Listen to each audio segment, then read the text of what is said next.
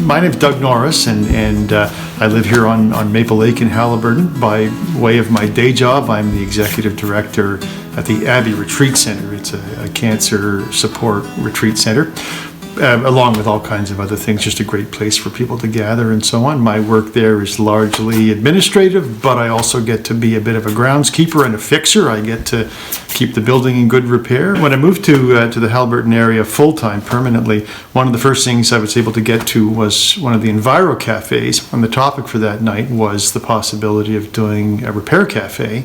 It's a movement that I'd heard about. I'm really interested in the maker movement as well. Gathering people, mentors, tools and equipment, resources for people to learn how to make things. And fixing things is a good extension of that. It's a lot of the same skills, a lot of the same people, and the same impulse around local materials, frugal use of the environment, and so on. I guess I started learning to make things, and that got me really interested in how things go together, how they're built with wood. How do you build a house? How do you wire and plumb a house? I've built a few of my own homes now.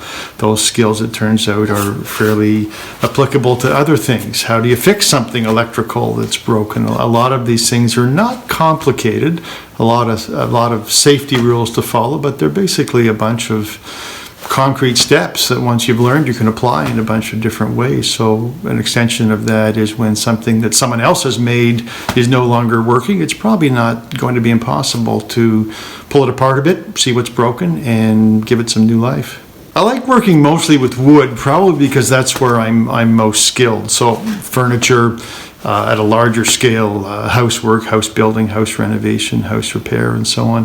When it comes to the repair cafe, sometimes furniture items come in, and so you can use wood skills, but generally it's smaller things, smaller appliances, and so on. And very often the basic skills of how are things put together, how are things put back together, how do threads work, how do fasteners work, how do adhesives work. These things can be applied across a whole range of different items.